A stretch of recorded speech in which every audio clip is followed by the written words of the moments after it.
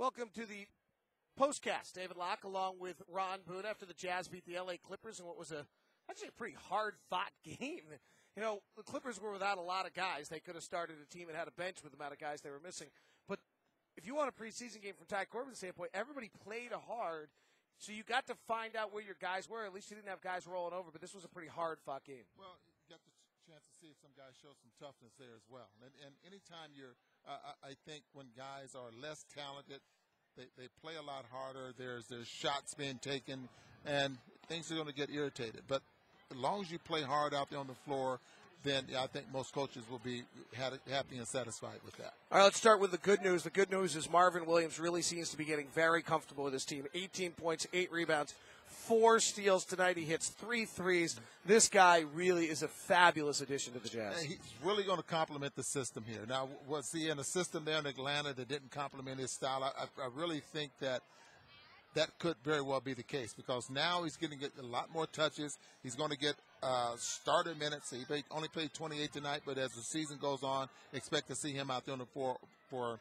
over 30 minutes a game. But he is very comfortable now in this offense, and I think he can see, David, that this is offense and the style of play is going to benefit him.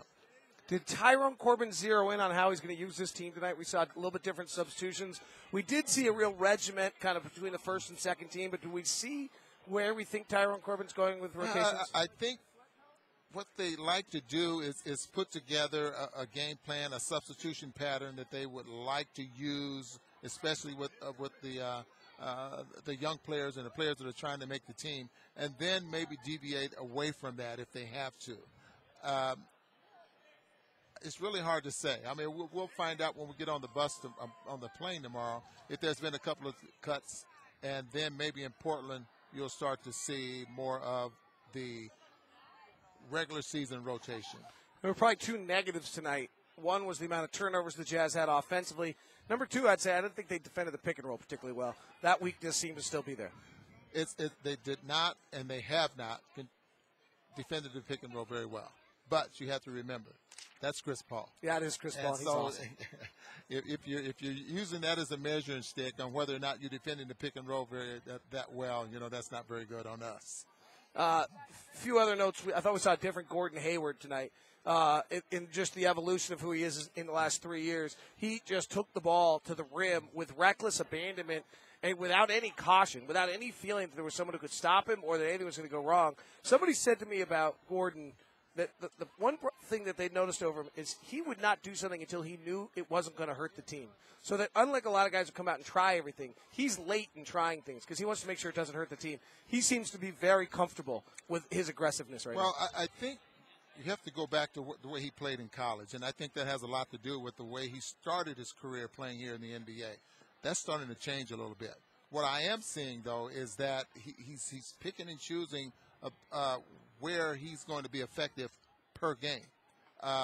You might see some nights out here that jump shot is what he's going to rely on. Then there's other nights when, he's going to be going to the hole. Tonight, in transition, he was getting ahead of the defense, and he was just, he was going there. What, he had 1 jump shot tonight?